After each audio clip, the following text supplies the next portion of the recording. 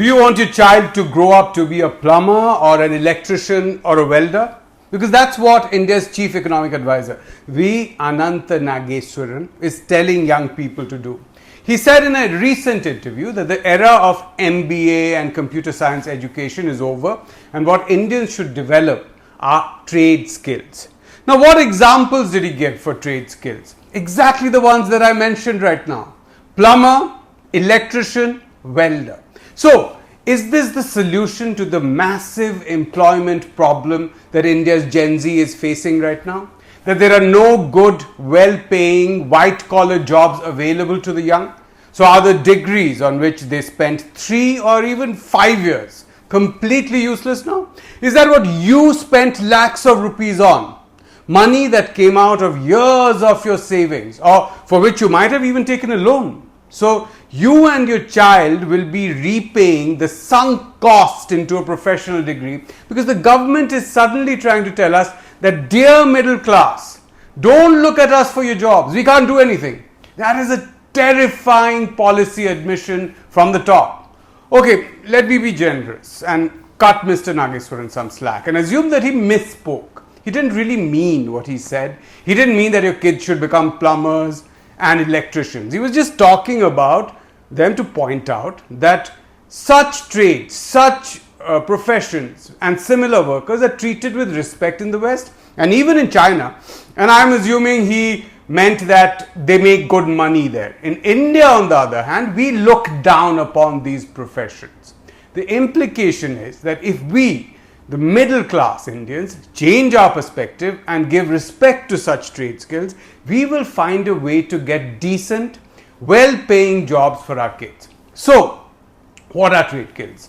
If they are not just limited to fixing a tap or fixing a light switch, the best way to understand trade skills are that they are hands-on practical skills that are used to construct, install, repair and maintain things.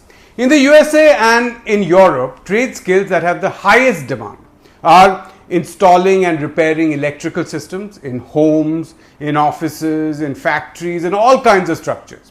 Installing elevators and escalators, a highly demanded trade skill. Crane operators, that's also in high demand in some countries.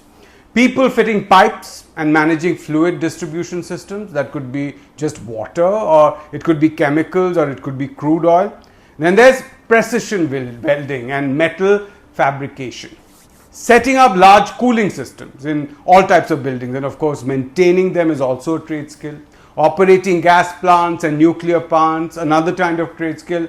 Maintaining and repairing aircraft. Operating, maintaining and repairing heavy industrial machinery. These are all highly demanded trade skills. There are also other hands-on operations which also come under the trade skill category, but they require as much college education as an MBA or an MTech. For instance, these are operations in the medical field such as radiology, lab experiments and also dentistry and so on. Now, our CEA is right that in the West and in China, people doing these jobs are respected. Perhaps not as much as a senior stock market investor or a banker or a techie, but still they're not looked down upon as they are in India. But the question that must be answered for India's middle class to embrace these jobs is whether they pay as much as a regular white collar job. Now, this is where the answer gets pretty complicated. Many of these high level trade skills start off paying well, but that's where they more or less get stuck with very little increase over the years. For instance, if you are an elevator installer, which by the way is a very, very risky job, you will only get the job if you have a lot of experience. Unlike a starting level IT, finance or even a management job where you rise over the years and your salary keeps increasing. Secondly, it is only in the USA where median pay for trade skills compares with median white collar pay. In all other developed countries, and let me add China here, skilled tradespeople get not more than 50 to 70% of what a white collar professional gets paid, an average white collar professional. And as I said, a white collar professional rises in their job. People earning from trade skills, they don't rise. And that is why the highest pay that a white collar worker will earn in the USA is 10 times what the maximum that a trade skill based job will generate. In UK, that ratio is even higher, 11.5 times right now. In France, nearly 11 times. In Germany, it is slightly less, but still 9 times. And even in the so-called socialist China, a top white-collar professional can earn 7.5 times as much as the maximum a tradesperson would get. Mind you, the reason people who work in these professions still get decent wages in the developed world is because there is an acute shortage of people with such skills. These are not easy jobs. They require a lot of training and experience, and in some of these professions, you have to spend many years as a low-paid apprentice. In fact, there's a huge barrier to entry in many of the highest-paying trade skill-based jobs. They are highly regulated, and also they are protected by local union laws. So it is not that easy to enter these professions. It's not as if one day you decide and you get that job. In India, on the other hand, the picture is completely different. There's a vast reserve army of workers trained in vocational institutes who still don't have decent work. The government's own data shows that nearly half of those who have trained at an ITI or Industrial Training Institute are currently without jobs. In India, a person is much more likely to get employed in a trade skill driven job if they get attached to someone from their village or locality who already does such work.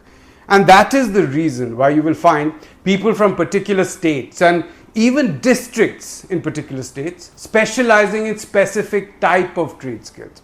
Some of them are then hired by big companies like L&T, Samsung or LG, and then they get more training on the specific systems that these companies use or sell. But the pay is nothing great. On an average, an industrial plumber or industrial electrician in India gets about 20 to 30,000 rupees a month. And that is where it more or less stays for most of their remaining career. Compare that to a white collar job.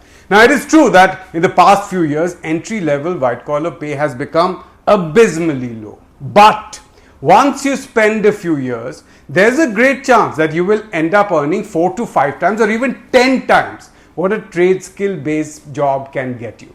So it sounds great that give up trying to get an MBA or a computer science degree, get trained in a trade skill instead.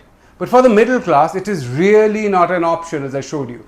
And when the chief economic advisor makes such recommendations, it is effectively the government washing its hands off the job crisis that India's Gen Z is facing right now.